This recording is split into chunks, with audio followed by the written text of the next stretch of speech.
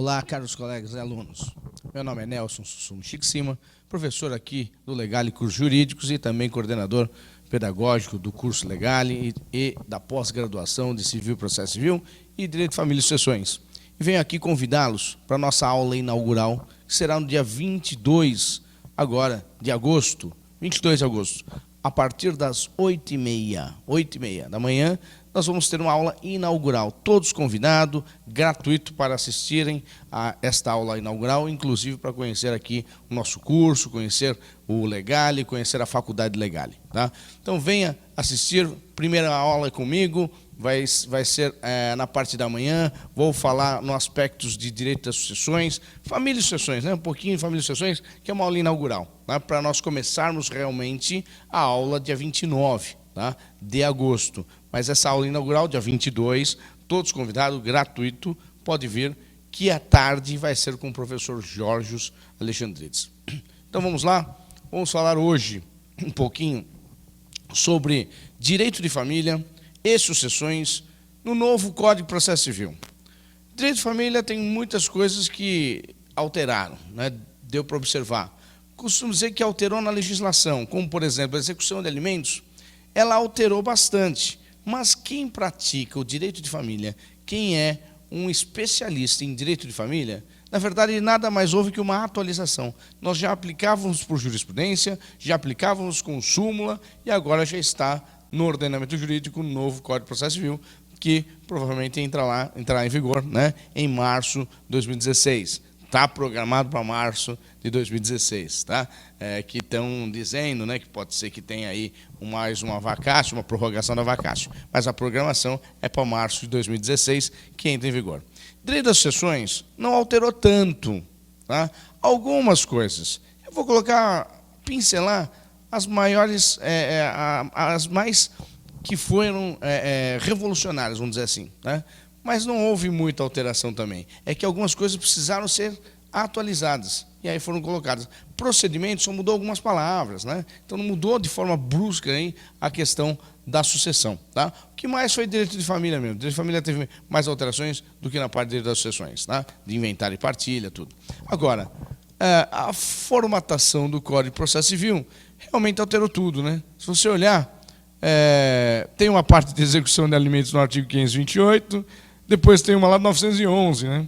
Então é meio complicado, não está muito de forma em ordem cronológica como estava no nosso ordenamento anterior, ou seja, no atual, que é o de 73, ou seja, igual ao Código Civil. O Código Civil trata-se de parte geral, obrigações, contratos, né? Depois vem direitos reais, família e sucessões. E praticamente o Código de Processo Civil seguia essa ordem também, né? Ou seja, sucessões ficava lá para o final, família um pouquinho antes, né? Então, seguia mais ou menos isso. O novo Código de Processo Civil, você vê que a parte de inventário e partilha, ela está antes do direito de família, no Código de Processo Civil, dessa da Lei 13.105/2015, que é aí que a gente chama de novo Código de Processo Civil, tá? Bom, o que é importante para vocês, primeiramente, que vai atuar no direito de família e a partir de março de 2016, é observar o artigo 693 do Código Civil. Eu trouxe aqui todos os artigos mais importantes que alteraram perante o Código de 73, tá? Mas os mais importantes. Lógico, tem muitas outras coisas que modificaram. Aquelas que só copiaram, não coloquei nada, tá? Então eu vou falando um por um. Só que eu estou no meio, que é o 693. Esse é o básico para vocês olharem quando vocês forem atuar nas ações de direito de família. Porque abriu um capítulo. Ó. Eles abriram um capítulo 10, lá no Código de Processo Civil, dessa lei nova, 13.105/2015, das ações de família. Olha só o artigo 693. É porque ficou bem peculiar essa parte de direito de família, viu? Ficou diferente do rito ordinário. Claro, depois que passar todo esse trâmite, vai para o rito ordinário. Mas o início, ele é bem embolado, vamos dizer assim. Ele é bem embolado no aspecto bom, vamos dizer assim. Por quê? Porque ele está travado. Ele não começa a fluir o prazo logo em seguida. Tá? Mas tem novidades que eu entendo que seja importante principalmente para os meios novos de solução de conflito, tá? Solucionar o conflito. Artigo 693 do Código de Processo Civil, novo Código de Processo Civil, diz lá: as normas desse capítulo aplicam-se aos processos contenciosos de divórcio, separação, reconhecimento e extinção de união estável, guarda, visitação e filiação. Filiação, ação de investigação de paternidade, negatória de paternidade, ação declaratória de filiação socioafetiva, tudo vai para o rito do novo Código de Processo Civil. Tá? O que não está aqui? Alimentos. Que nós vamos ver no parágrafo único. Alimentos. Tá? Alimentos não está no novo Código de Processo Civil. Porque segue a lei 5.478/68, que é aquela lei antiga da lei de alimentos. Tá? Bom, o que nós vamos verificar primeiro aqui no artigo 63, o caput? As normas desse capítulo aplicam-se aos processos contenciosos de divórcio, separação, reconhecimento e extinção de união estável, guarda, visitação e filiação. Por quê? Reconhecimento e extinção de união estável, guarda, visitação e filiação, no Código de Processo Civil atual, ele já é rito ordinário. E aqui praticamente vai seguir o rito ordinário. Após o início da ação, que o início da ação no direito de família, ele é bem diferente. Depois segue o rito ordinário, tá? Agora, o que foi alterado aqui, que a separação e o divórcio litigioso passou a ser no Código de Processo Civil. Por quê? Já era no Código de Processo Civil, né, o atual. Porém, nós temos a Lei 6.515/77, que é aquela lei do divórcio, que alterou o procedimento, alguns procedimentos. Né? Então, a Lei 6.515/77 acabou alterando. Portanto, vem o novo Código de Processo Civil e já insiro novamente, né, aqui no Código de Processo Civil, que vai ser entrado em vigor em 2016, e a partir de março. Tá?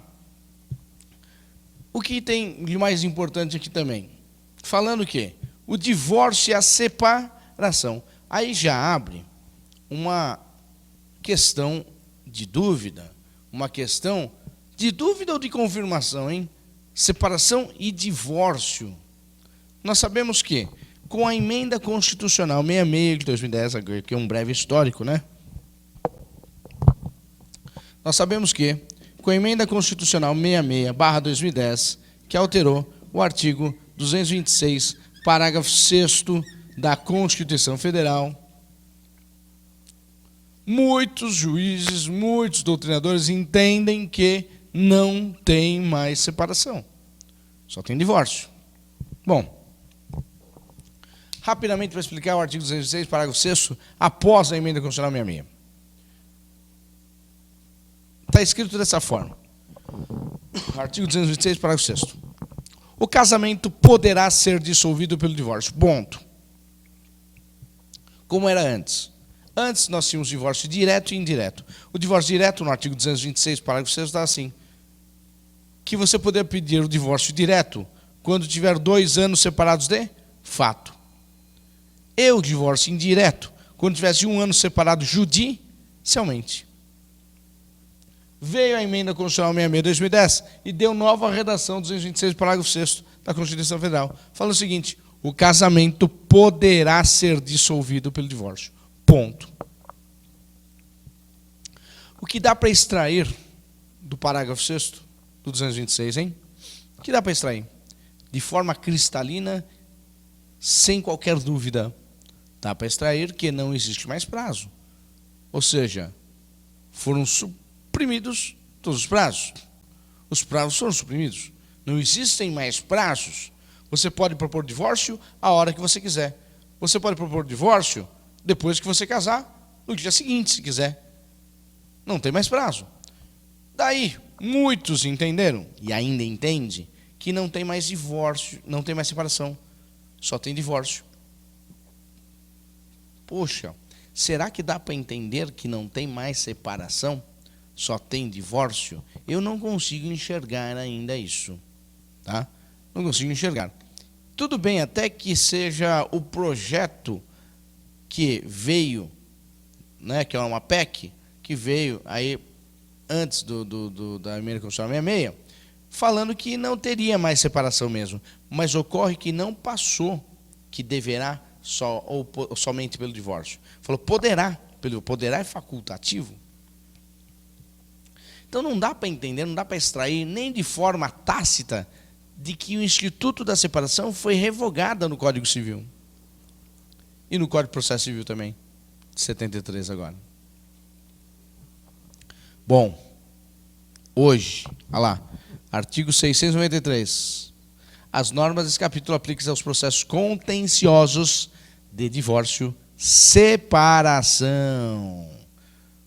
Bom, o Código é 2015 agora, né? O Código era de 73, a emenda é 2010. Tudo bem, a lei posterior.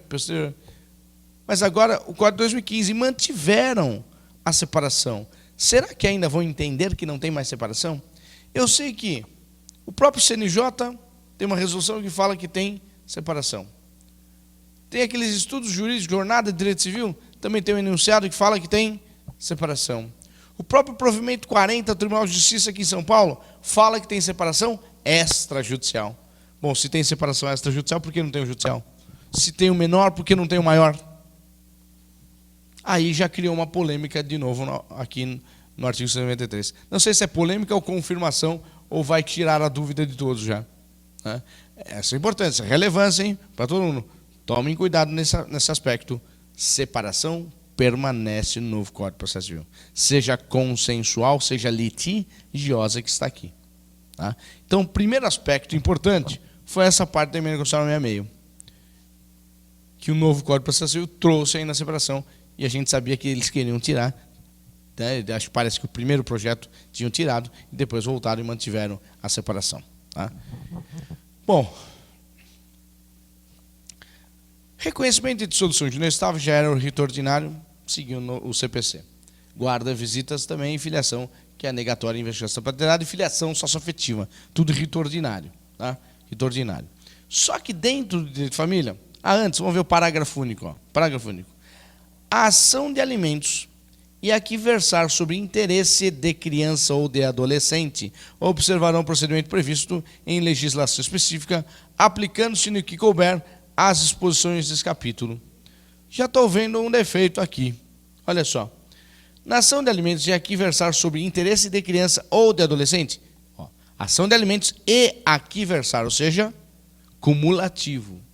Alimentos e aqui versar sobre interesse de criança ou adolescente observando o procedimento previsto na legislação específica, que é a Lei 5.478/68. Essa lei aqui, ó, de alimentos. Lei número 5.478/68. Bom, aplicando-se que couber a disposição desse capítulo.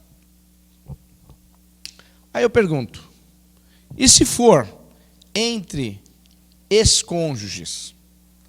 São maiores, não são menores. E se for pai para o filho, ou se for um filho maior, não é mais pela Lei 5.478, vai ser por qual lei? Pelo Código de Processo Civil Novo? Se aqui no artigo 693, também não está escrito alimentos, ó. Só está lá divórcio, separação, reconhecimento e extinção de união estável, guarda, visitação e filiação. E o parágrafo vem ação de alimentos e aqui versar sobre interesse de criança e adolescente, ou seja, alimentos para menor. Aí observaram previsto na legislação específica, que é essa lei 5.478/68, que é aquela lei que é praticamente na audiência ocorre tudo. Você entra com a ação, o juiz marca a audiência, já fixa liminar dos alimentos provisórios. Na audiência, o réu oferta a contestação, se não houver acordo. Ofertando a contestação, já vai ser feita a réplica para o autor, depois a oitiva das partes, depois a oitiva das testemunhas, 3 para cada lado. E depois vem aqueles debates, 10 minutos para cada lado, e o juiz profere a sentença. No ordinário não é assim. Tá? E aí ficou como? Os interesses de alimentos para os maiores da idade. Né? Que aqui está previsto, lei específica, o novo Código de Processo Civil fala para menor. E depois aqui não tem alimentos também, como vai ficar? Né? Qual o procedimento? Lógico, vai ter que ter um, né? Mas aqui houve uma falha, deveria ter visto melhor aqui essa parte antes de sancionar. Bom, entender essa parte é importante? Vamos ver o artigo 694. Esse capítulo de ações de família é importante, tá? Eu quero comentar isso aqui porque ela é importante. Tem muitas coisas novas dentro das ações de família. Olha só.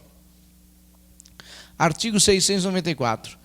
Nas ações de família, todos os esforços serão empreendidos para a solução consensual da controvérsia, devendo o juiz dispor do auxílio de profissionais de outras áreas de conhecimento para mediação e conciliação. Aí que eu queria chegar. Aqui, nas ações de família, vão ser aplicados todos os esforços, tá? Para que seja ou que ocorra a conciliação, o acordo, que seja transformado em consensual, litigioso, todos os esforços. E o juiz não poderá medir esse esforço para fazer isso. E aí falamos em técnicas de solução de conflito, mediação e conciliação. Um assunto inovador, né? Na verdade já é um pouco antigo, mas agora que realmente todos estão vendo que vai ser a solução futura para que desafogue o poder judiciário, para que ocorra de forma mais rápida a solução do interesse, a solução do seu conflito. Então a mediação e conciliação, nós sabemos que é o futuro. Também entendo que é uma aplicação interessante, uma aplicação importante essa técnica, tá? De mediação e conciliação. Principalmente no direito de família. Por isso que colocaram bem nas ações de direito de família. Claro que no civil também tem. Mas aqui não medirão esforços. Aqui não é só formalidade. Aqui não medirão esforços, tá? Não é só formalidade. E a mediação no direito de família é importante. Por exemplo, uma guarda compartilhada, uma alteração de guarda, alimentos, muitas vezes, alienação parental, importantíssima a mediação, né? Às vezes um processo demora 10 anos, desgaste emocional das partes, do advogado, todo mundo, da justiça. Se poderia, com a mediação, muitas vezes, as partes concluírem que seria melhor resolver logo.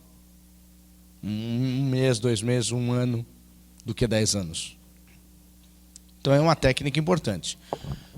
Mas entendo eu também que a mediação e conciliação, ela tem que ser feita sempre com a presença de advogados. Tá? Sempre com a presença de advogados. O advogado tem que estar presente. O advogado é essencial à administração da justiça, conforme a Constituição Federal, lá no artigo 133. Então não é possível fazer um acordo sem advogado e homologar pela justiça sem advogado. Se for feito, entendo perfeitamente que é nulo. Inclusive, nós fizemos lá uma entrevista, uma vez, no curso lá, no estúdio da ESA, da Escola Superior da Advocacia, junto com o desembargador Caetano Lagrasta e também com o promotor de justiça.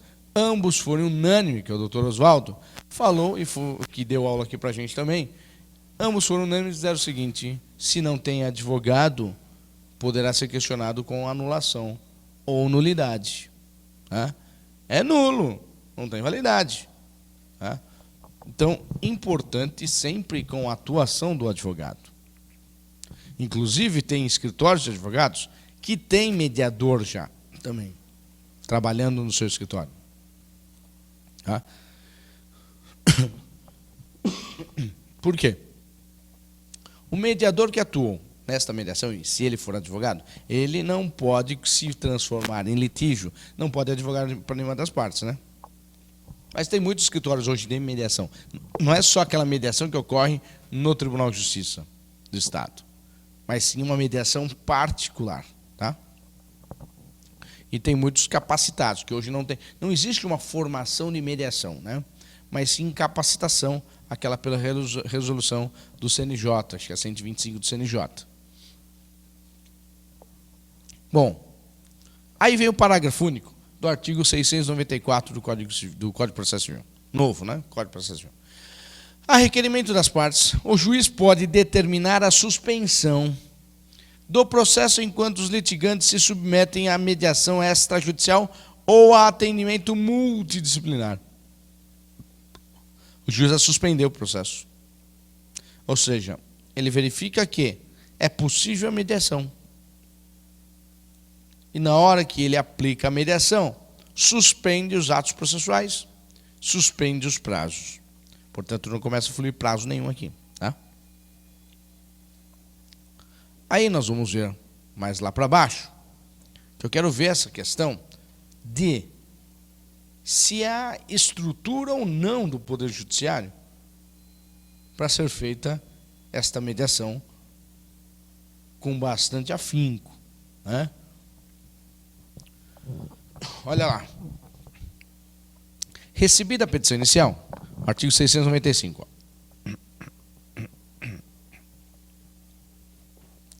Artigo 695. Recebida a petição inicial, e se for o caso, tomadas as providências referentes à tutela provisória, o juiz ordenará a citação do réu para comparecer à audiência de mediação e conciliação, observado disposto no artigo 694. Viu que vai citar o réu para comparecer à audiência de mediação e conciliação. Não é ainda para contestar. Não é ainda para ofertar contestação, ofertar defesa. Tá? Olha lá o parágrafo 1º. O mandado de citação conterá apenas os dados necessários à audiência e deverá estar desacompanhado da cópia de petição inicial, assegurado ao réu o direito de examinar seu conteúdo a qualquer tempo. Olha só, o mandado de citação ele não vai vir com a cópia da petição inicial. Tudo isso para facilitar a mediação e conciliação, porque muitas vezes aquela cópia que vem com a petição inicial, ela vem falando mal da outra parte, tudo, aí já melou a mediação, melou a conciliação. Ela ficou com bronca e ela contrata um advogado para contestar tudo aquilo que foi feito e falar mal ainda do outro de novo.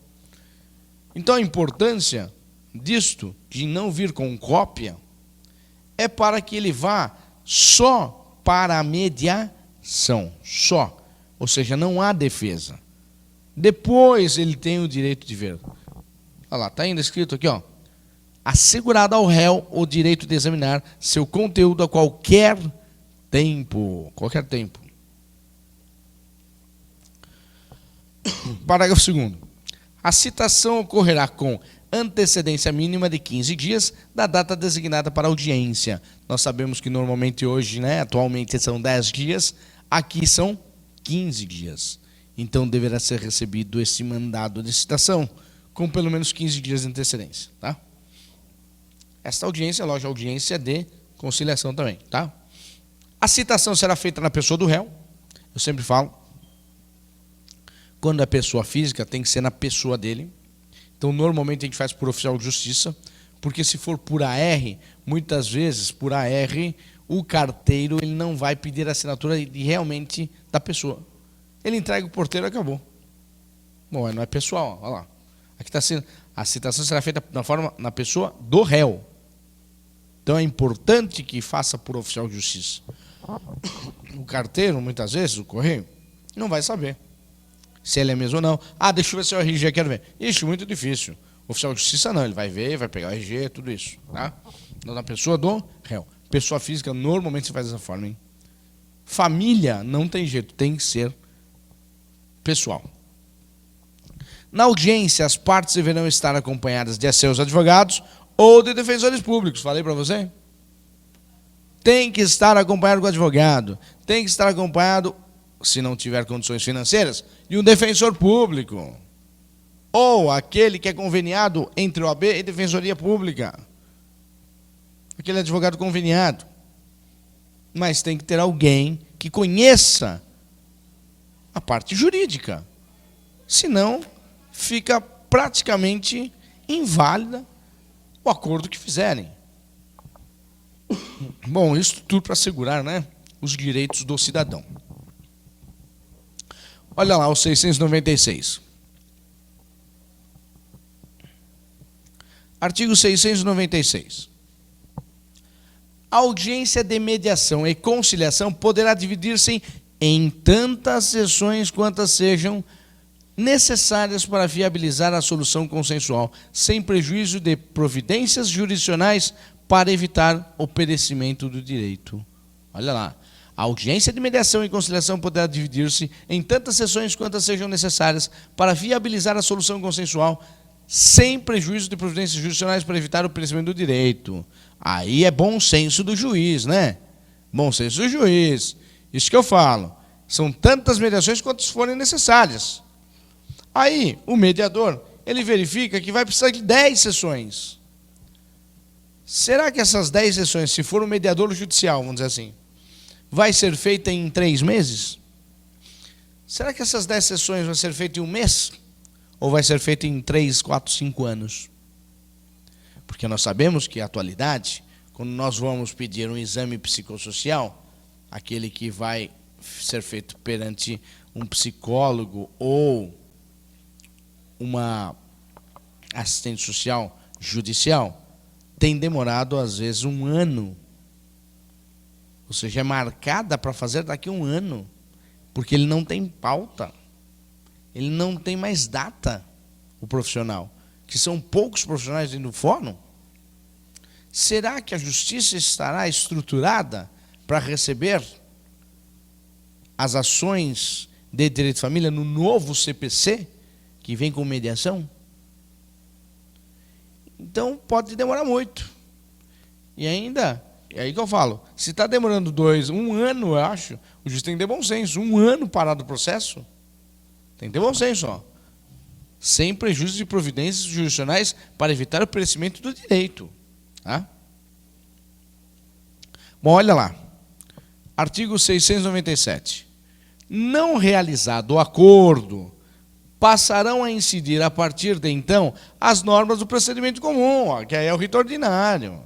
Ou seja, 15 dias para contestar. Você viu? Quem está de boa fé, tudo bem, mas tem gente que vai usar de má fé. Não, eu acho que vou fazer acordo. Não, vai dar assim. Não. Faz 10 sessões de mediação. Lá no final, depois de 1 ano, 2 anos, fala, não vai dar não. Não dá para fazer acordo não. Não tem condições. Ficou 2 anos o processo parado. E a partir dali começa a fluir a contagem para a contestação. Aí inicia os atos processuais. Olha só, está suspenso até enquanto não deu acordo. Ou seja, se realmente não realizado o acordo, já verificou isso, passarão a incidir a partir de então as normas do procedimento comum. Ou seja, ficou suspenso o prazo e a partir dali começa a contar os 15 dias para contestar. Depois segue o rito ordinário, né? Observado o artigo 335 do novo Código de Processo Civil. Bom, observar, falei que é importante observar esse capítulo das ações de família, depois nós vamos mais rápido, tá? Artigo 698. Nas ações de família, o Ministério Público somente intervirá quando houver interesse do incapaz e deverá ser ouvido previamente a homologação de acordo. Já está dispensando, viu? O novo Código de Processo Civil já dispensa o Ministério Público em casos de direito de família quando somente tiver pessoas maiores e capazes. Só em casos de pessoas menores e incapazes, tá? Então, somente intervirá quando houver interesse de incapaz e deverá ser ouvido previamente a homologação do acordo. Isso só quando tiver menor ou incapaz, né? Menor ou maior incapaz. Do restante não vai precisar mais. Eles já vinham fazendo isso. Existe um provimento da própria Corregedoria do Ministério Público, dizendo que, em caso de direito de família, só vai intervir, só vai ter interesse do Ministério Público se tiver menor ou incapaz, só. Isso desde 2004 já existe esse provimento. Então já estavam declinando faz tempo. Na verdade, veio a atualização no novo Código de Processo Civil. E já está o novo código. Tanto é verdade que, pelo provimento, o juiz normalmente ele manda para o Ministério Público. O Ministério Público olha e fala, não tem interesse, ele escreve que não tem interesse. Tá? Mas hoje está, ou seja, a partir de março de 2016, vai estar no Código de Processo Civil. Tem mais um artigo aqui, desse capítulo, tá? Depois não é mais, aí começamos outra questão. Tem mais um, que é do capítulo das ações de família. Artigo 699. Quando o processo envolver discussão sobre o fato relacionado ao abuso ou à alienação parental, o juiz, ao tomar o depoimento do incapaz, deverá estar acompanhado por especialista. Olha só. Criou-se um novo procedimento aqui no Código de Processo Civil. Apesar que no artigo 693, no caput, lá o 693, não está alienação parental. Não está. Tá? Somente alienação. É que a alienação ela pode ser puramente alienação ou ela pode ser guarda acumulada com alienação. Alteração de guarda acumulada com alienação. Ou poderá ser, né, destituição do poder familiar acumulada com alienação. Tá? Pode ocorrer com acumulação de pedidos. Mas, pode ver, no 693 não está prevista a alienação parental. E a alienação parental está aqui. E aí, se for caso de alienação parental, deverá o juiz, quando ouvir o incapaz, né? Ou seja, se, ao tomar o depoimento do incapaz, deverá estar acompanhado por especialista. Veja bem, atualmente, quando ele é menor de idade, o juiz muitas vezes não toma depoimento. Ele manda fazer o exame psicossocial, ou também o biopsicossocial, tá? Os dois. Então, psicólogos, assistente social, é que vai fazer as entrevistas. Né? Eles vão fazer as entrevistas com o menor e com os pais, com o incapaz e com os pais, para verificar, para detectar se houve ou não alienação parental. Muito difícil, é meio complicado a comprovação da alienação. Tá? Mas existe essa possibilidade. Está aqui no artigo 699 do novo Código de Processo Civil. Bom, agora vamos lá para cima. Tá? Depois eu volto aqui. Podemos até falar aqui rapidinho, vai? O artigo 734, esse é importante, diz respeito à alteração do regime de bens. A alteração do regime de bens, ela é de forma consensual. Porque hoje o regime de bens, quando você casa, você pode alterar na constância do casamento. Veja que não fala em união estável. União estável, você pode fazer outro contrato, acabou. Tá? Agora, no casamento, para você alterar o regime de bens, tem que ser feito via judicial. Então está aqui no artigo do direito material, né? 1639, parágrafo 2º, porque 36. 1639, parágrafo 2º.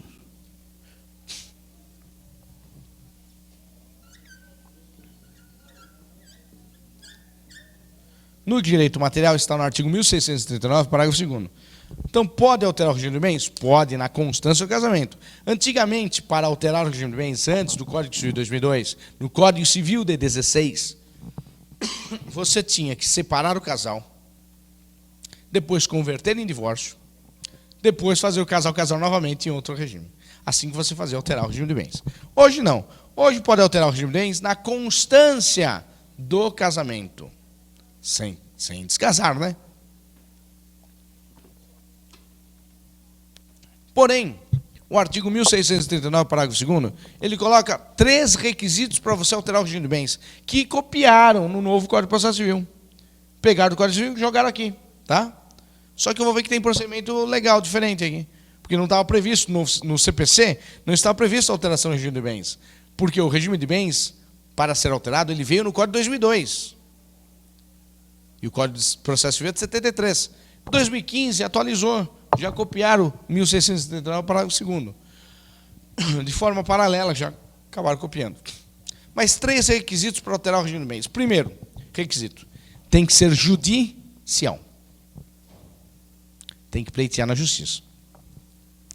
Segundo requisito, tem que ser consensual. Ambos têm que pleitear. Se faltou um, já faltou o requisito. Tem que ser os dois. Por isso que eu falo, você não vai propor ação de alteração do regime de bens. Você vai requerer a homologação de alteração do regime de bens, porque é consensual. Você requer a homologação de alteração do regime de bens, 2 pontos. ou nos termos que a seguir para se expor e requerer, 2 pontos. Ou, conforme artigo 1069, parágrafo 2º, 2 pontos. Primeiro item. do casamento. 2, do regime de bens. 3, da alteração no regime de bens. 4, que é o terceiro requisito, da justificação. E 5º, do pedido. Pronto. Assina e data. Vai embora. Olha a estrutura que eu já falei para vocês. Tá? Então, olha só.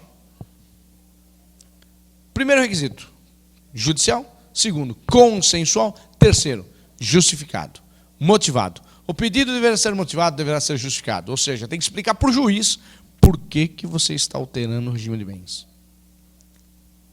Aí, realmente, muitos falam, mas por quê? Se é judicial e se é consensual, por que eu tenho que explicar para o juiz? Não te interessa, você fala para o juiz, né? É consensual e é judicial, por que eu tenho que perguntar para o juiz? Eu tenho que explicar para o juiz, desculpa, explicar para o juiz. Aí dizem a maioria que é para não fraudar terceiro. Mas se você vai fraudar terceiro, você vai falar que vai fraudar? Não, você vai inventar outra coisa. Cai por terra. Quando você vai viajar de avião, te perguntam, você tem uma bomba aí na mala? Você tem uma arma? Você tem uma faca? Se a pessoa tem, ela não vai falar, né? É coisa meio óbvia. É uma formalidade. Tá? Agora, eu entendo que é justificável, por exemplo, que o casal casou na separação obrigatória de bens em razão das causas suspensivas do artigo 1523 do Código Civil. Por exemplo, viúvo ou viúva que tiver filhos do primeiro casamento e bens do primeiro casamento tem que apresentar o formal de partilha. Se não apresentar o formal de partilha, pode casar? Pode, mas vai casar no regime da separação obrigatória de bens. Passado 3 anos, terminou o inventário. Aí eles pedem alteração de bens. Excelência, naquela época que eu casei, eu não tinha terminado o inventário do meu primeiro marido.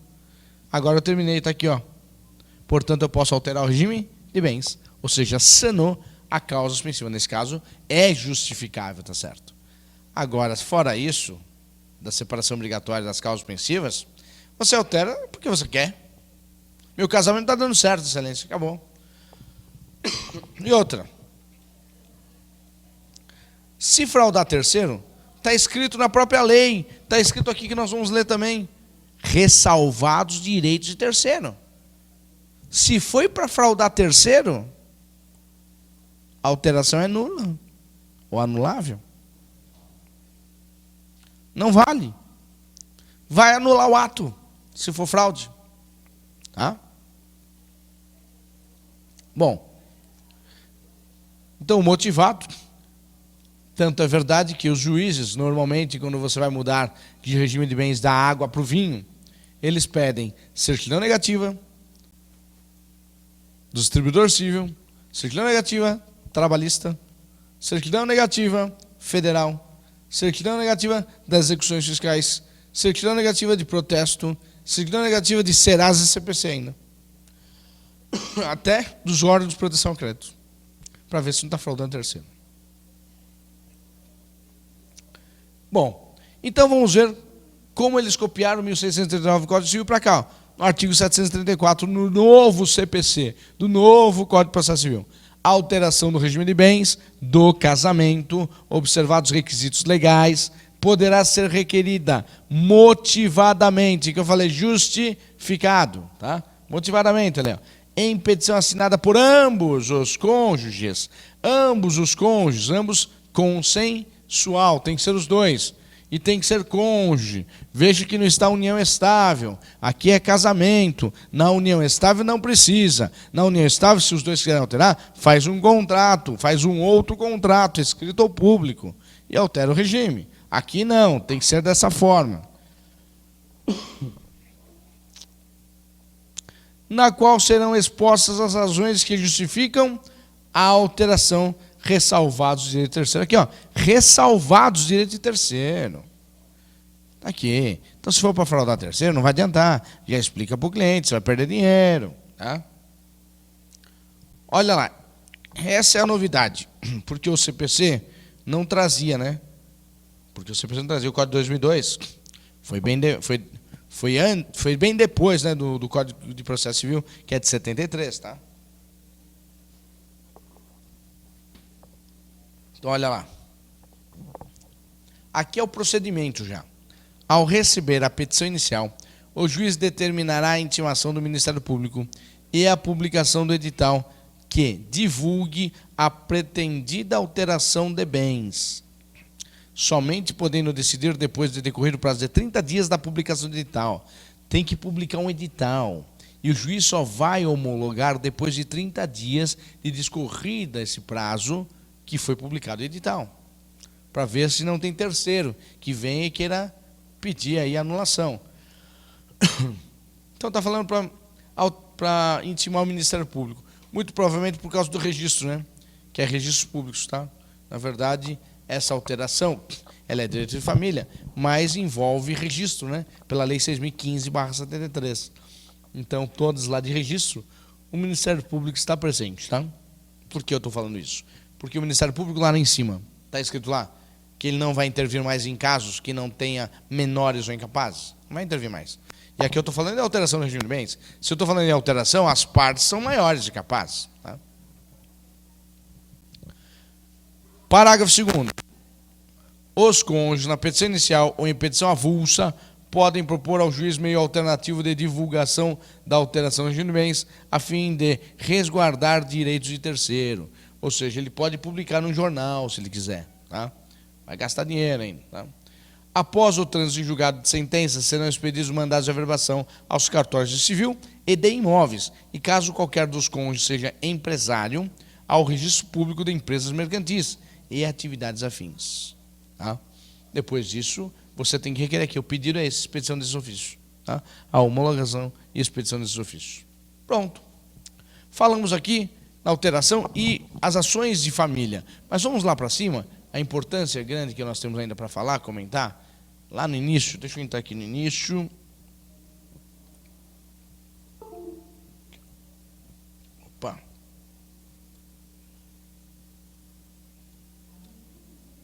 Vamos lá, olha aqui. Alguma coisa que eu preparei para vocês, para verificar no novo Código de Processo Civil as alterações do direito de família. Ó. Primeiro, o foro competente, né? O foro competente, que nós temos lá no artigo 96, né? Do CPC, 90, 91, 96, do CPC, 100, né? No caso de separação e divórcio, artigo 100, no CPC. Agora, no novo CPC, está no artigo 53, olha que bacana como ficou. Ó. Eu peguei as ações de família. É competente o foro. 1. Para ação de divórcio, separação, anulação de casamento e reconhecimento ou dissolução de união estável. Primeiro, de domicílio do guardião do filho incapaz. Por quê? Separação e divórcio, anulação, no litígio, no artigo 100 atual, artigo 100, inciso 1 do Código de Processo Civil atual, ele fala que o domicílio é da mulher. É lógico que tinha que alterar, né? Tinha que alterar essa questão já. Por quê? O código, hoje nós temos a chamada união afetiva, que na verdade não foi uma alteração de lei, mas o STF decidiu com efeito erga omnes, que a união afetiva e também o casamento homoafetivo já estão pessoas divorciando e também dissolvendo a união estável. Qual for o competente se são duas mulheres? Se é o domicílio da mulher. Qual for o competente se são dois homens casados? Né? Ficaria totalmente inviável, equivocado e até vexatório. E até tem pessoas que começam a brincar com essa questão. Então foi importante ter alterado, modificado aí nessa questão da competência de foro, tá? Então, paração, divórcio, separação, anulação, casamento, reconhecimento de solução inestável, domicílio do guardião do filho incapaz. Então, aquele que ficou com a guarda tem direito a ter o foro competente. Por exemplo, a mulher que ficou com a guarda dos seus filhos. O marido quer divorciar, separar, tem que entrar no domicílio de quem está com a guarda, da mãe, que é da mulher. Tá? item B, 1B. Do domicílio do casal. do domicílio do casal, caso não haja filho incapaz. Ou seja, se não tiver filhos menores ou incapaz, vai ser no domicílio, o último domicílio do casal lá. No último domicílio do casal, onde eles moravam quando estavam casados.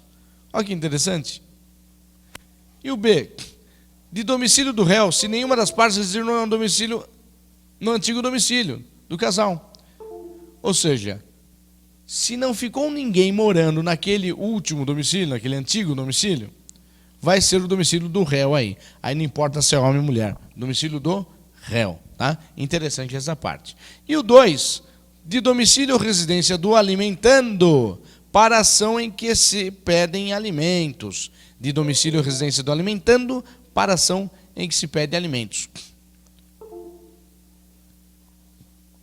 Aqui, o Código de Processo Civil acabou colocando novo código, mas nós temos a lei 5.478/68. E outra, alimentos não falou, né, no CPC. Alimentos não falou que tem que seguir a lei 5.478/68, hein? Mas aí eles vieram e colocaram aqui. Você viu como está meio, parece meio remendado, né? Foi meio remendado. Foi colocando aqui e ali. Ah, foi legal, isso vamos tirar. Não foi legal, vamos colocar, tá? Ficou meio estranho. Olha lá. Agora, o que foi atualizado, bem atualizado realmente, foi aqui, ó.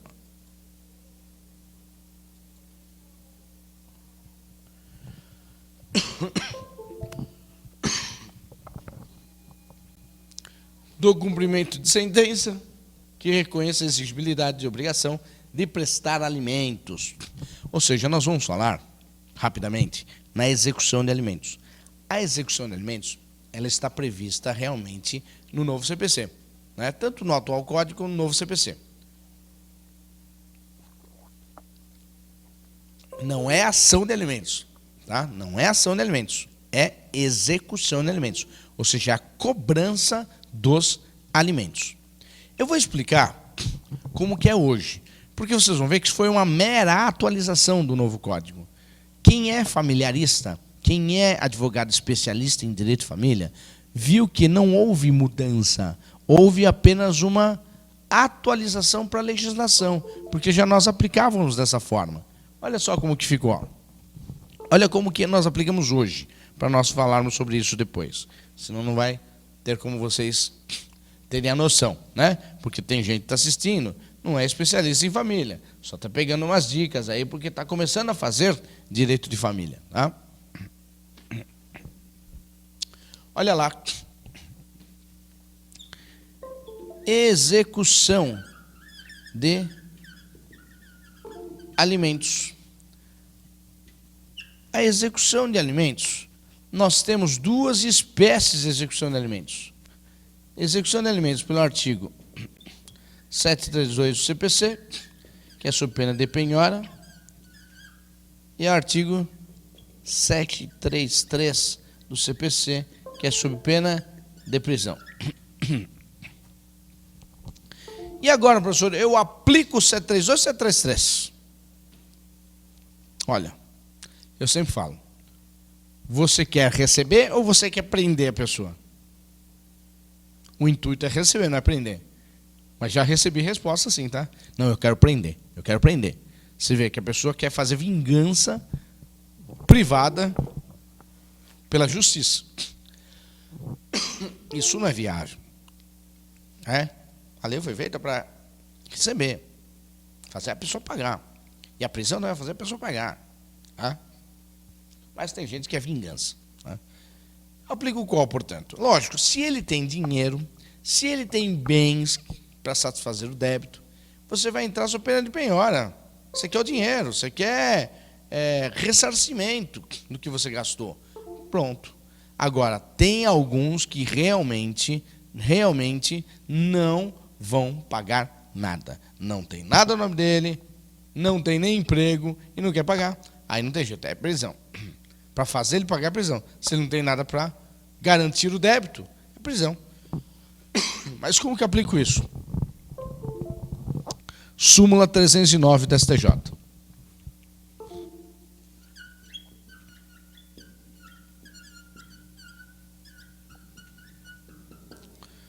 Súmula 309 da STJ. A súmula 309 da STJ diz assim, súmula 309 da STJ com nova redação, tá?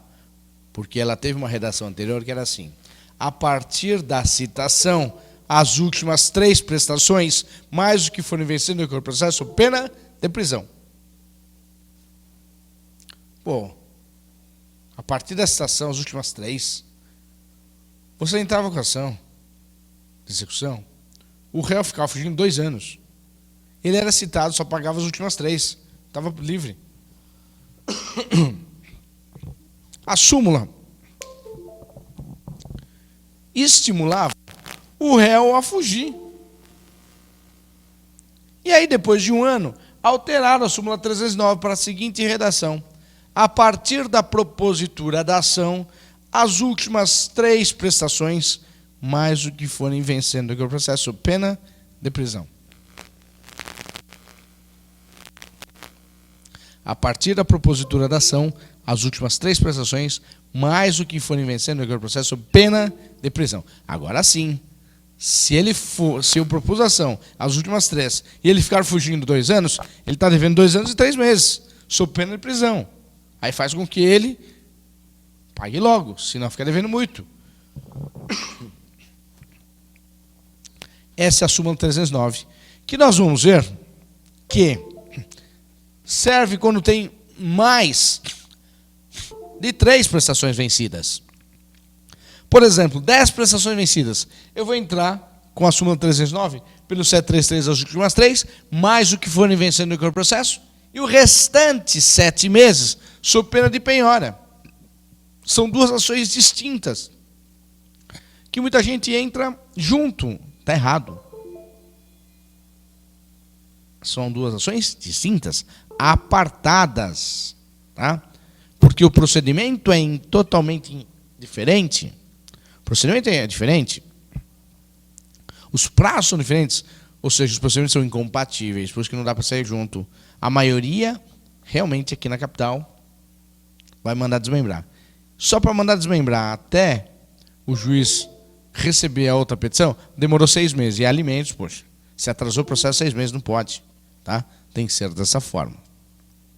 Havia falado sobre a questão da súmula 309 e a questão do artigo 738, 736 sobre pena de prisão e outro sobre pena de penhora. Se tiver 10 prestações pela súmula 309, eu vou executar as 3 últimas prestações, mais o que vencer no processo sob pena de prisão, e o restante para trás, das 3 vezes, que seriam 7 no caso de 10 prestações, sob pena de penhora. Eu executo pelo 732? Sim ou não? Não. Hoje, o credor precisa executar pelo 475-IJ. Tá? O 732, pelo enunciado dos juízes da Vara de Família do interior paulista, né? Do interior paulista, ou seja, aqui em São Paulo, ele fala que o artigo 732 foi revogado.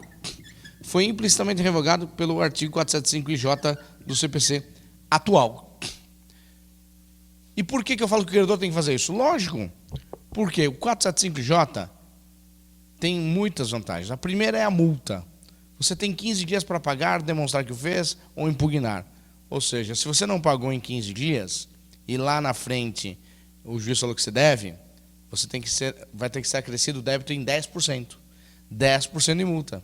Então tem a primeira, que é a multa, que é um benefício para o credor, multa de 10%. O 732 puramente não tem multa, Outro benefício importante para o credor, o réu pode impugnar em 15 dias, mas para ele impugnar, ele precisa caucionar. Ele precisa caucionar, garantir o juízo, depositar um dinheiro em juízo ou deixar em penhora algum bem.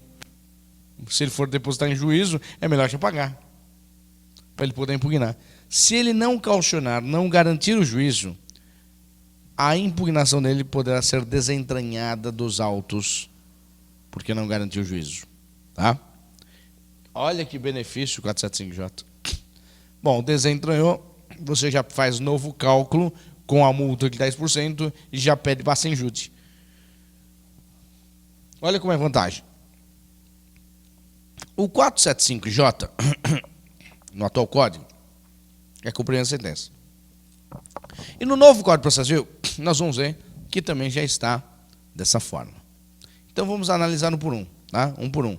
Vamos ver, 475IJ foi para o novo CPC, ou seja, o 732 realmente já não está incluído no novo CPC, foi para o cumprimento de sentença, tá? E o 733 permanece no novo CPC, igualzinho praticamente. Ao mesmo tempo de prisão, o mesmo prazo, tudo isso ficou igual, tá? Então vamos ver aqui, ó.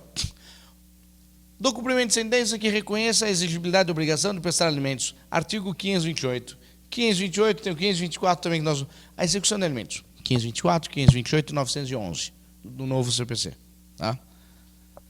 Artigo 528. No cumprimento de sentença que condene ao pagamento de prestação alimentícia ou de decisão interlocutória que fixe alimentos, o juiz, a requerimento do exequente, mandará intimar o executado pessoalmente para, em 3 dias, pagar do débito, provar que o fez ou justificar a impossibilidade de efetuá-lo. O prazo é de 3 dias. Pagar, demonstrar que o fez ou justificar, que é o meio de defesa na ação de execução sob pena de prisão. 3 dias, é o mesmo do 733 no atual Código. O mesmo. Muita gente, não, mudou para 15. Não, 15 é o rito ordinário. Aqui ficou 3. 3 dias ficou aqui, tá? Parágrafo 1º. Caso executado no prazo referido no caput não efetue o pagamento, não prove que efetuou ou não apresente justificativa da impossibilidade de efetuá-lo, o juiz mandará protestar o pronunciamento judicial, aplicando-se no que couber disposto no 517. Olha que legal. O juiz mandará protestar o pronunciamento judicial. Pode levar protesto, já está determinado, não estava assim também no atual, não está assim no atual Código, que já determina o protesto. Aqui você teria que tirar aquela certidão de objeto, né? Pedir para o juiz emitir um protesto para a gente levar lá. Ele pode fazer dessa forma já, tá? Já pode diretamente. Parágrafo 2º. Somente a comprovação de fato que gere a impossibilidade absoluta de pagar justificará o inadimplemento. Ainda está escrito aqui, ó. Somente a comprovação de fato que gere a impossibilidade absoluta de pagar justificará o inadimplemento. Portanto, a maioria justifica falando que perder emprego, por isso que não pode pagar. Perder o emprego não é justificativa para não dar prisão, hein? Porque ela está viva, se ela está viva, está sustentando de alguma forma. Então teria que passar uma porcentagem para o filho, tá? Essa questão absoluta que gere esta incapacidade absoluta de pagar alimentos pode ser uma internação no hospital, na UTI. Está lá um tempão já. Está 2, 3 meses, não saiu de lá. E até o emprego já não tem mais agora por causa disso. Ele não consegue trabalhar também. Está na UTI. Tá? Outro. Parágrafo 3º. Se o executado não pagar, ou se a justificativa apresentada não for aceita, o juiz, além de mandar protestar o pronunciamento, que eu falei que pode protestar, judicial na forma do parágrafo 1º, decretar-lhe-á prisão pelo prazo de 1 ano a 3 meses, igualzinho do 733 do atual Código, de 1 a 3 meses, tá? De prisão. E aí foi acrescentado isso ainda, ó. Parágrafo 4º. A prisão será cumprida em regime fechado, devendo o preso ficar separado dos presos comuns. Vai ser regime fechado. Tá? Dos presos comuns. E sabe que, normalmente, tem delegacias que tem prisão especial, prisão civil. Só que eles comportam prisão civil, tá? Mas a gente sabe que está cheio. E muitas vezes não vai para lá não, vai para a cadeia comum. Não poderia. Se for para ser preso com presos comuns, aí pode ir, eu entendo que pode pedir habeas corpus, tá? Ele está com pedido de habeas corpus, porque aqui está dizendo, ó, devendo o preso ficar separado dos presos comuns, porque ele não é criminoso, ele é um prisioneiro civil, vamos dizer assim, tá? Um preso civil.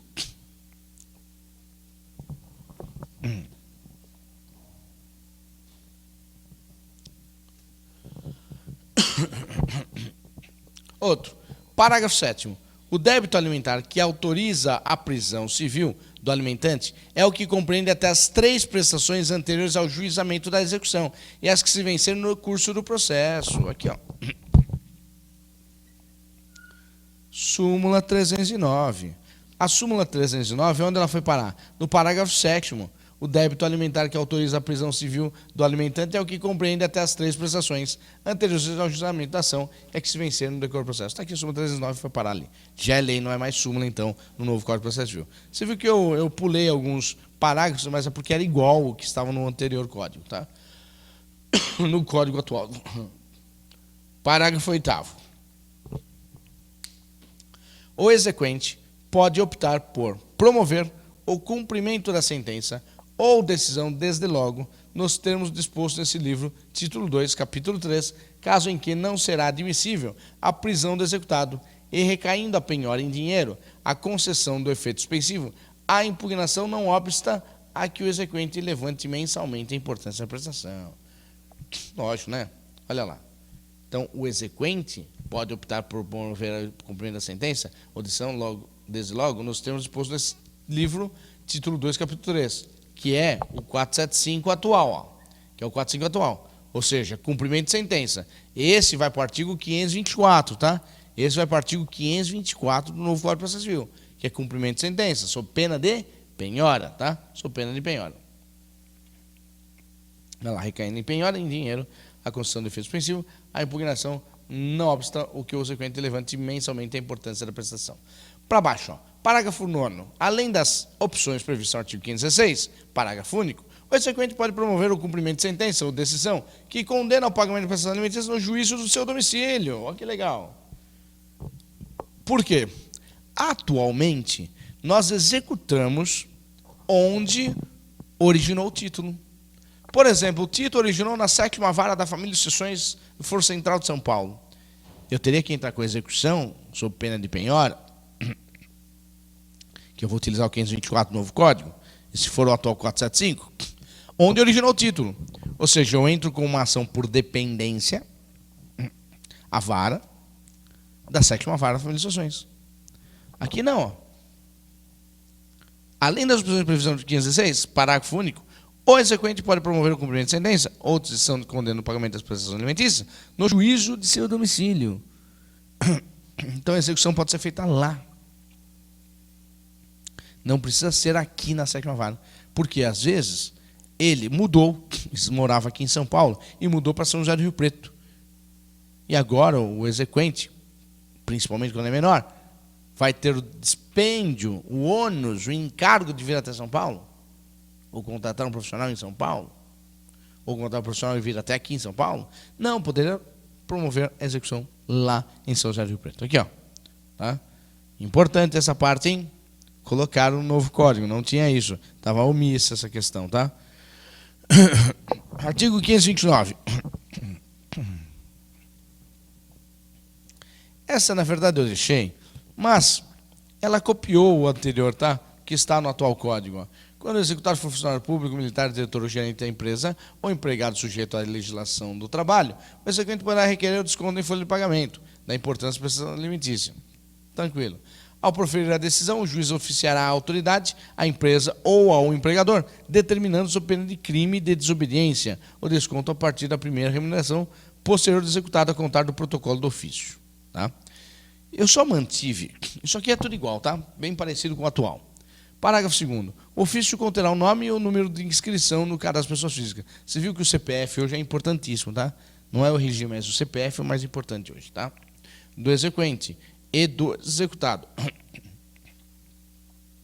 A importância a ser descontada mensalmente, o tempo de sua duração e a conta na qual deve ser feito o depósito. Aí eu deixei esses 3 aqui, é bem parecido com o outro, só esse aqui que muda, que tem que ter o CPF. Tá? Agora, o parágrafo 3º é importante, do 529. Ó. Olha o parágrafo 3º. Olha o parágrafo 3º, coisa nova, hein?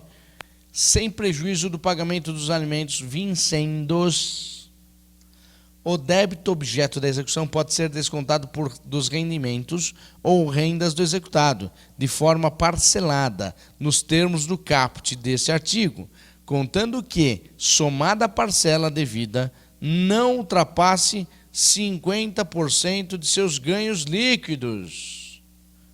Olha só. Então, somado à parcela devida, não ultrapasse 50% dos seus ganhos líquidos. Ou seja, pode ir até 50% dos ganhos líquidos, né? Que normalmente se fala que é 33,3% e que mais que isso já estaria complicado, comprometendo totalmente o alimentante.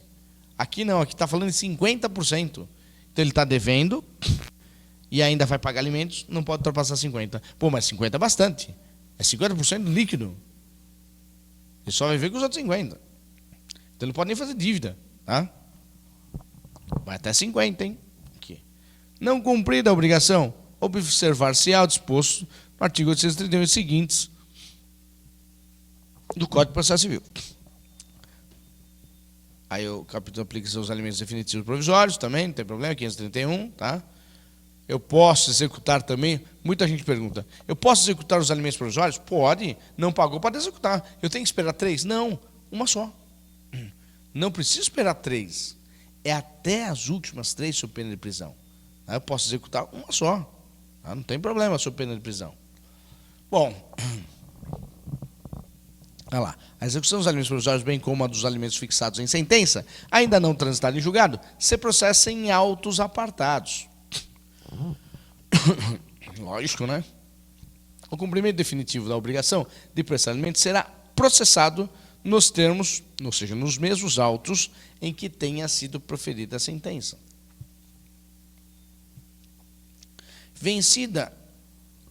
Verificada a conduta procrastinatória do executado, o juiz deverá, se for o caso, dar ciência ao Ministério Público dos indícios da prática de crime de abandono material. Está mandando o Ministério Público providenciar, inclusive, a prática do abandono material. Aquele pai, aquela mãe que não sustenta o seu filho, que não paga alimentos para o seu filho. Olha lá, que tem crime, né? Incorre em crime. Tá? Muita gente deixa para lá, nem oferta mais, fala que não pega mais, mas o Código de Processo Civil atual, o novo Código de Processo Civil, né, aquele que vai entrar em vigor 2016, março de 2016, ele reacendeu, vamos dizer assim, né, a figura aí do crime de abandono material, né, principalmente de incapaz, né, incapaz. Se sobrevier, oh meu Deus, está ruim a minha leitura, hein? Se sobrevier modificação nas condições econômicas, poderá a parte requerer, conforme as circunstâncias, redução ou aumento da prestação. Tá? Esse é o caso de revisional, tá? Revisional. Isso é importante. No artigo 533, já está no Código atual também, tá? Está no Código atual, no artigo 475, tá? Mas olha lá que veio o 533, parágrafo 4º, que muita gente ainda fala, não pode salário mínimo, não pode. Não, a súmula do STF que fala em salário mínimo que não pode, fixar base e salário mínimo, é o caso lá de funcionário público. Tá? Aqui não. Ó. Parágrafo 4º, do 533. A prestação alimentícia poderá ser fixada tomando por base o salário mínimo. Pode, por base salário mínimo. E você sabe que hoje o salário mínimo é o que mais aumenta? É o índice que mais vai atualizar, reajustar. Tanto é verdade que tem muita gente que está com base salário mínimo e seu salário não sobe de acordo com o salário mínimo. A porcentagem é muito menor do que a porcentagem do aumento do salário mínimo. Apesar do seu salário mínimo pequeno ainda no Brasil.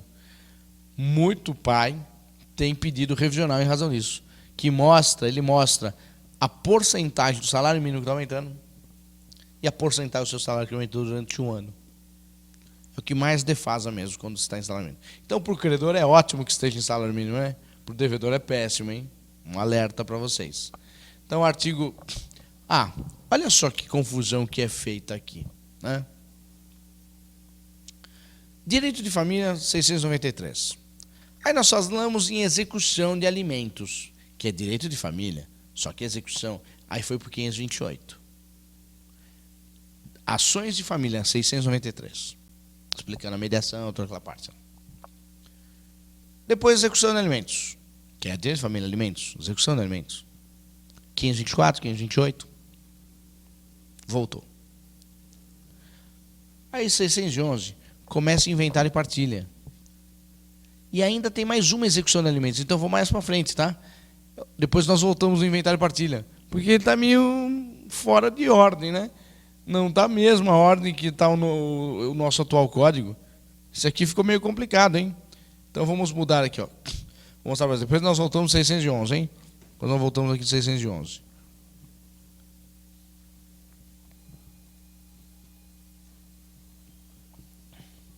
Vamos lá para 911, tá? 911, que fala em execução ainda. Olha lá. Capítulo 6. Capítulo 6. Execução de alimentos. Da execução de alimentos. Lá não está falando também? Né? Que é alimentos. 911 diz lá.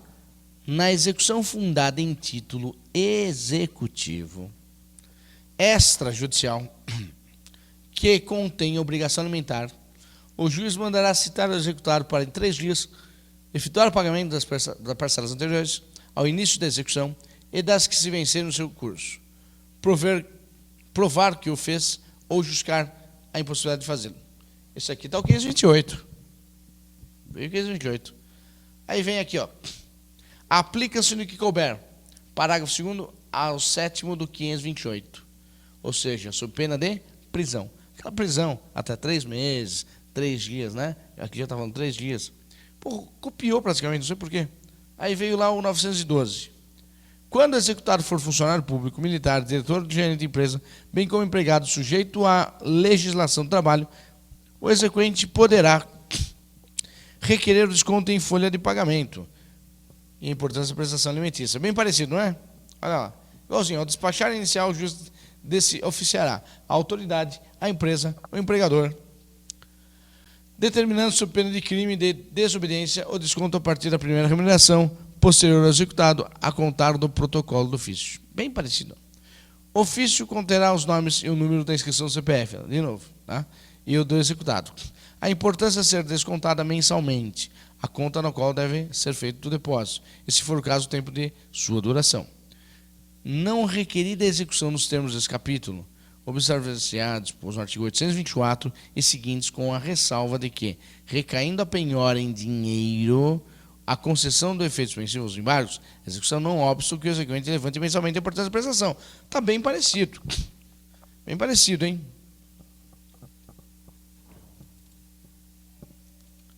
Terminamos aqui. Você viu como é bem parecido?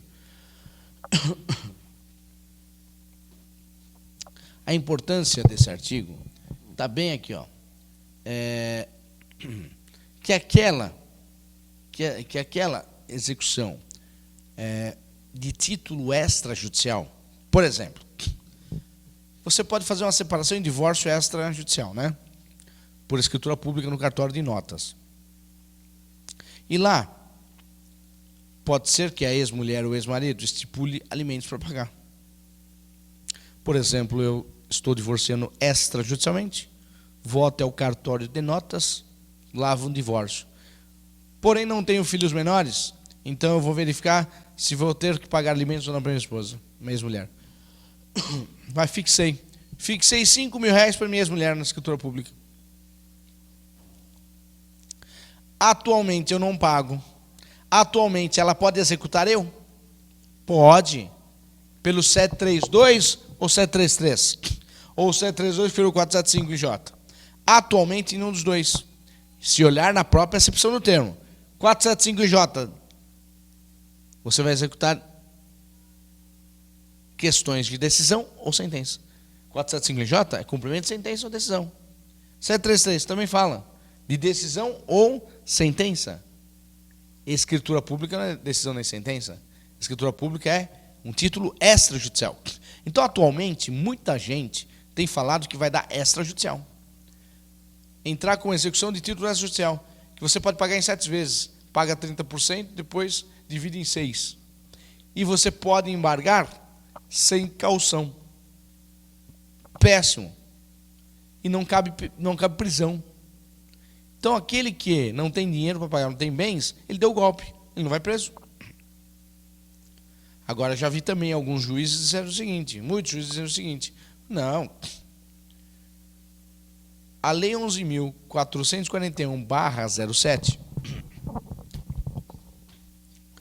a Lei número 11.441/07, é aquela que autorizou o cartório de notas a fazer separação, divórcio e inventário, que é o chamado administrativo ou extrajudicial,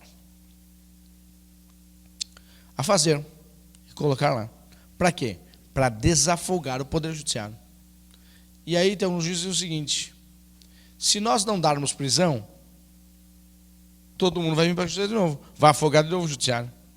Então tem que dar prisão mesmo assim. Mas é polêmico hoje, atualmente. Aqui não, tá? Aqui já fala que segue, 824, a mesma coisa, 824, tá? Temos esse capítulo, observa os pontos 824, que é do extrajudicial. Cabe e comporta também aqui a prisão. Fala que comporta a prisão também, mesmo no extrajudicial. Atualmente é uma polêmica, mas o novo CPC não tem mais. Fala que pode sim ser ocorrido ou ocorrida a execução de alimentos devidos na escritura pública de separação ou divórcio. E sob pena de prisão, que atualmente é uma polêmica que não cabe, que só vai dar o extrajudicial, tá? Título extrajudicial. Entenderam bem isso? Essa questão? Bom, vamos lá para a sucessão. Seu família alterou algumas, atualizou bastante, né? Atualizou. Vamos falar aqui em sucessão.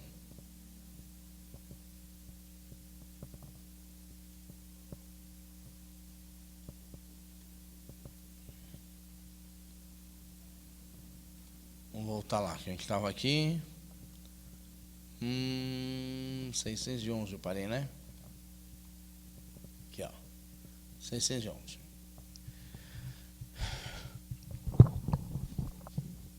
Vamos falar então de inventário aqui. Inventário. Procedimento de inventário no novo CPC.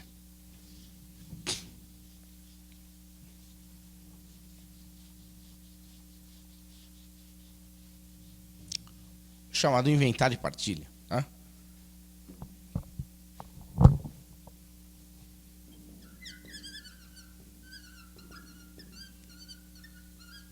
Inventário e partilha. Primeiro, qual que é o foro competente? O foro competente é o último domicílio do de cujos, tá? O último domicílio de cujos, manteve. O último domicílio de cujos, tá? É o foro competente. Manteve.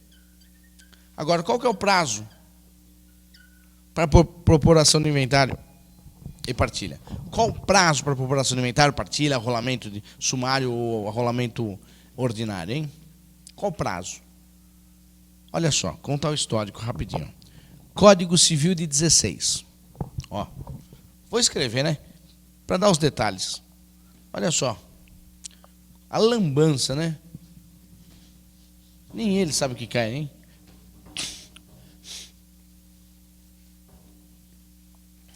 Nem ele sabe o que é, né?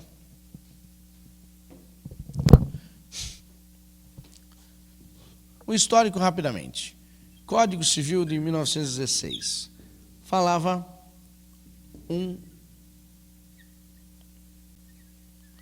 mês. Um mês. Não falou dias, falou um mês. Tá? Código de Processo Civil de 73. Falou 30 dias, tá? 30 dias. Aí veio o Código Civil de 2002. Falou 30 dias, tá?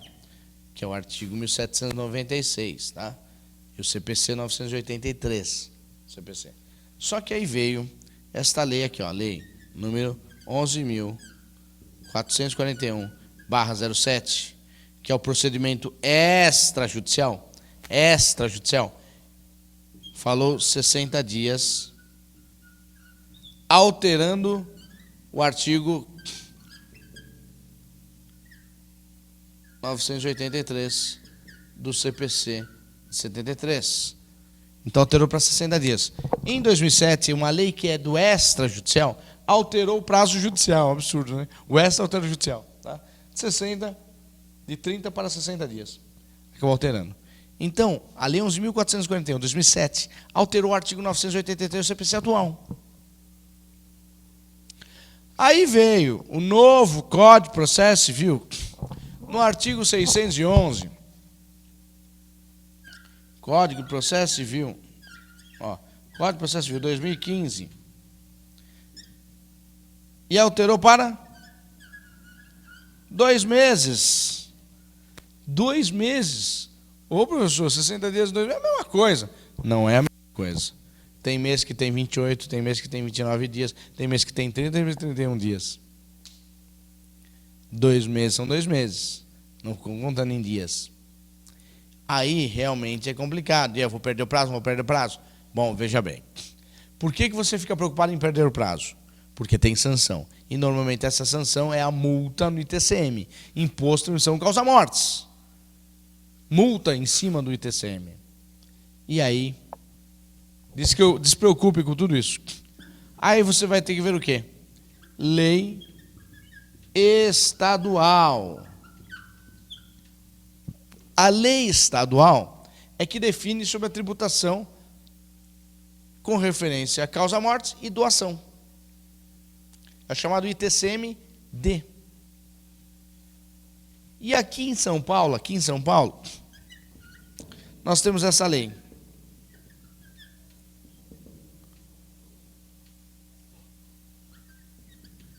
Barra 66, 95, 91, barra 66. Depois nós temos a lei estadual 10.705, Lei Covas, né? E depois a lei Alckmin, que mudou, 10.992, barra 01, tá? E o decreto do Alckmin, decreto estadual 46.655, barra 02.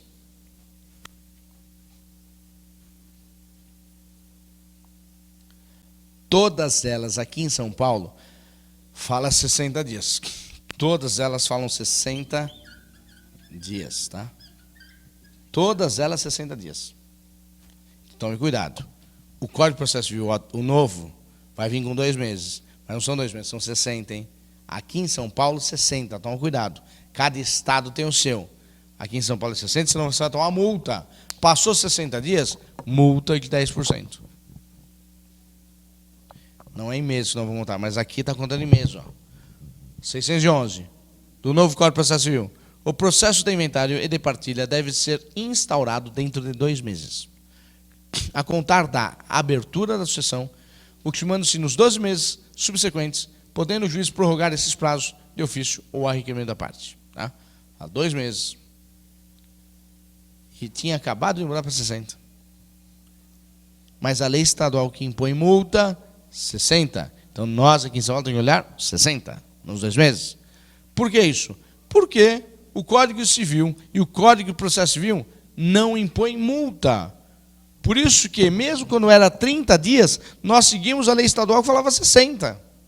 E não tomava multa. Porque quem impõe multa é a lei estadual, não a lei federal. A lei federal não tem multa. Se você olhar o Código Civil, o Código de Processo e o Código Novo de Processo, também não tem multa. Então fiquem tranquilos. Tem que olhar a lei estadual, para não tomar sanção, hein? Bom, 615. O requerimento do inventário e da partilha incumbe quem estiver na posse e administração do espólio no prazo estabelecido no artigo 611. Parágrafo único, o requerimento será instruído com a certidão de óbito do autor da herança. Lógico, tem que juntar o óbito, né? Senão não dá inventário, tá? Tem, contudo, legitimidade concorrente. Olha, tudo igual ao código anterior, tá? Tudo igual ao código anterior. Só isso aqui que mudou, que eu grifei ali. Companheiro supérstite.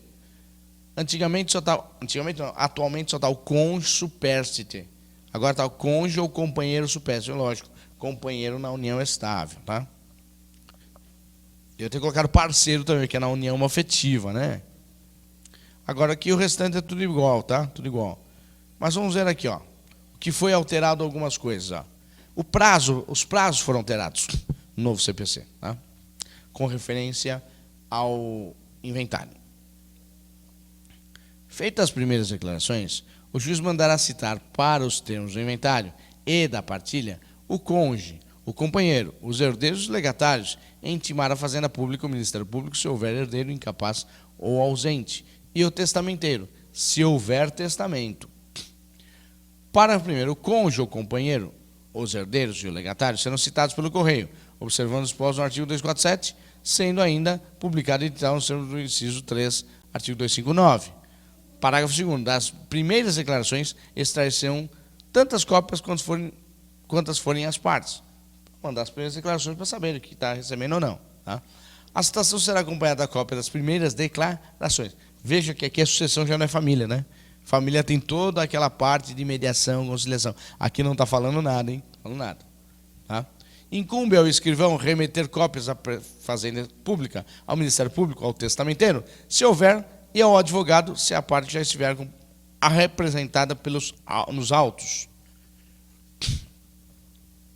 Aqui que tal? Aqui já está diferente, ó. Começa a mudar aqui, ó. Artigo 627. Concluídas as citações, abrir-se à vista das partes, as partes, em cartório e pelo prazo comum de 15 dias, para que se manifeste sobre as primeiras declarações, incumbindo-se as partes. No Código atual está 10 dias, tá? Aqui mudou para 15 dias, para manifestação. Aqui embaixo também, ó. Vamos lá. Da partilha aqui embaixo, ó. Cumprindo os dispostos no artigo 642, parágrafo 3º, o juiz facultará às partes, no prazo comum de 15 dias, formular o pedido de quinhão e, em seguida, proferir a decisão de deliberação da partilha, resolvendo os pedidos das partes e designando os bens que devem constituir quinhão de cada herdeiro e legatário. Tá? Então, tem 15 dias, prazo comum para as partes manifestarem sobre a questão das declarações. Tá? No Código atual são 10, tá? São 10. Aqui são 15. Aqui não mudou nada. Do arrolamento, ó. Aqui começa. Aqui é legal também que mudou alguma coisa, hein? A partilha amigável celebrada entre as partes, capaz dos termos da lei, será homologada de plano pelo juiz, com observância dos artigos 660 a 663, tá? Do arrolamento. Então, deixa eu explicar rapidamente para vocês. Nós temos duas espécies de arrolamento. Duas espécies de rolamento, tá?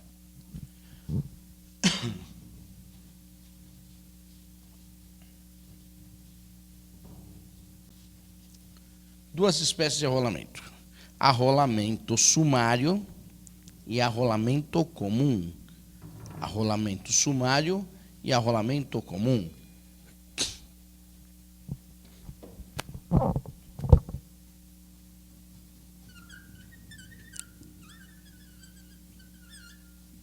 Aí nós temos o sumário e o comum, ou também chamado de ordinário, tá? O sumário, atualmente previsto no artigo 1031 do CPC, 1031, é aquela que quando as partes estiverem em pleno acordo, todos maiores e capazes, então tem que ser maiores e capazes, consensual, e aí não importa o valor. Pode ser um valor de 1 milhão, 2 milhões, 10 milhões, o que quiser, tá? Então vamos ver lá. Esse é muito rápido, ó. Se a justiça fosse... Eu cheguei a fazer em 1996 um arrolamento sumário.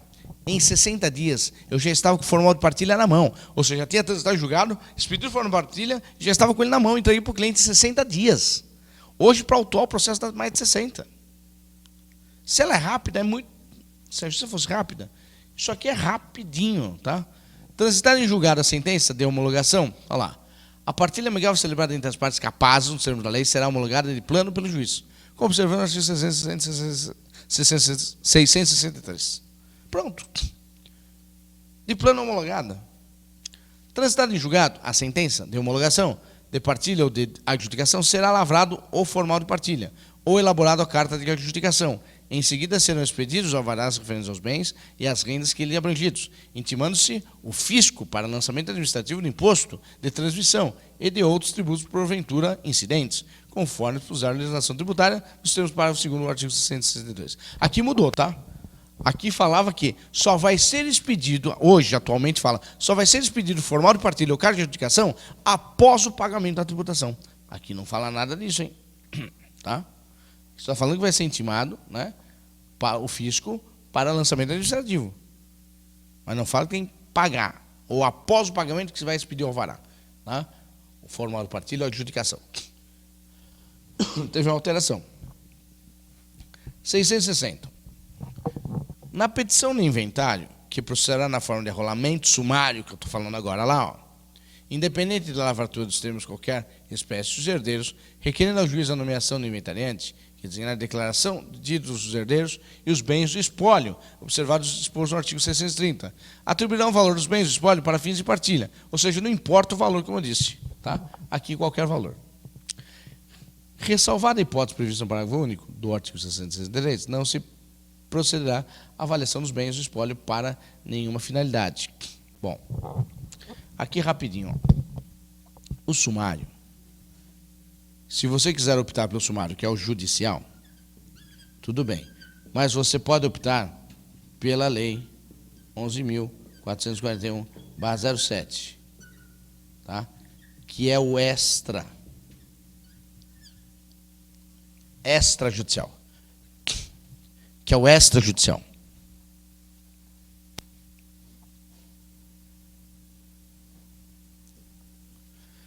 Os mesmos requisitos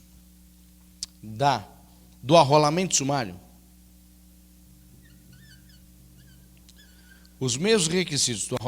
são os do extrajudicial, inventário extrajudicial, igualzinho. Então você pode optar pelo extra, que é muito mais rápido, tá? Muito mais rápido. Bom, agora nós vamos para o comum, ó. Artigo 664 fala do arrolamento comum. O arrolamento comum, atualmente, Código 73, atualmente, é o 1036 do CPC. 1036. E lá diz o seguinte,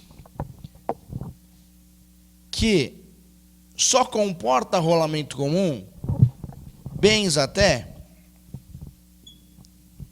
2.000 OTNs. Só que a OTN foi extinta. Então vai para 13.840 BTNs. Mas a BTN foi extinta também. Aí pararam de atualizar, porque o dinheiro toda hora mudava, né, no Brasil. Aí pararam. Aí você tem que pegar essas 3.840 BTNs e atualizar até hoje, para saber quanto dá o valor. Entendo eu e alguns juízes que aquele que é isento de TCM, por exemplo, em imóvel que sirva para moradia até 5.000 FESPs, que vai dar mais de 100 mil reais, pouquinho mais de 100 mil reais, seria um bem de pouco valor e comportaria arrolamento comum. Ah, mas eu entro com o sumário aí. Não, é que o comum é em razão do valor. Então comporta a pessoa menor, herdeiro menor ou incapaz. Por isso que tem gente que fala assim, ô professor, você falou que o arrolamento é só pessoas maiores e incapazes? O sumário, o arrolamento comum comporta menor ou incapaz. Ou seja, muitas vezes o juiz converte, você entra com o inventário porque tem menor. Só que ele viu que o valor é pequeno dos bens, ele converte em arrolamento. Mas se converteu em arrolamento comum, ou chamado ordinário, que é o 1036, que é em razão do valor. Então aqui comporta menor, aqui não. É herdeiro menor ou incapaz. Aqui comporta, aqui não. Tá? Aí, o que alterou o novo CPC? 664.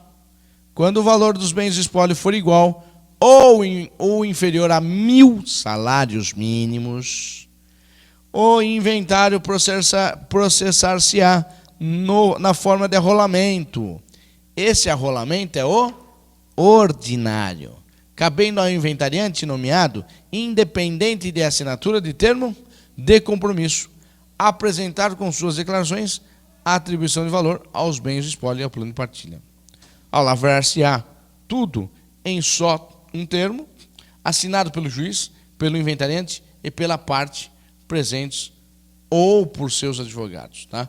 Então, atualizou 2.000 OTNs, 3.840 PTNs para 1.000 salários mínimos. Falei, ó, 1.000 salários mínimos atualmente vai dar 788 mil reais. 788 mil reais é considerado pequeno valor para inventário. E comporta arrolamento comum, que comporta ter herdeiro menor incapaz. E vai mais rápido também. Rolamento é a forma mais rápida que inventário. Tá? Agora, não encaixa sumário e nem comum, você vai para o inventário e partilha, que é aquele procedimento ordinário mesmo, né? Tá? Bom, terminando. Aplica-se, terminando, só para terminar,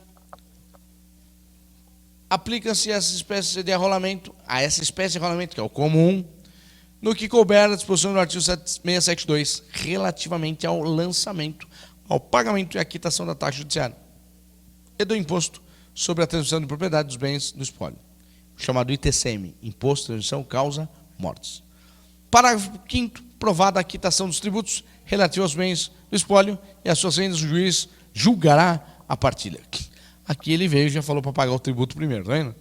Provado que pagou, a ele julgará a partilha. Tá?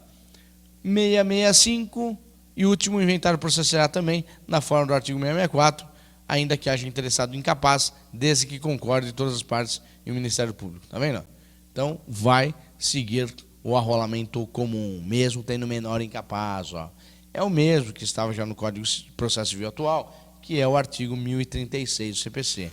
Mas muita gente não sabia que tinha essas duas espécies de arrolamento. Bom, pessoal, vamos encerrando por aqui. Então, nosso mini curso, né? Uma aula, na verdade, para dar algumas dicas do novo Código de Processo Civil dentro da parte de Direito de Família e Sucessões. Até a próxima, espero que todos venham dia 22 de agosto, agora 8h30, no sábado, na aula inaugural. E também nós vamos começar o nosso curso de Processo Civil e Direito Civil no dia, segunda-feira agora, 25 de agosto, começaremos a turma de Civil e Processo Civil semanal. Pessoal, até a próxima e boa sorte a todos.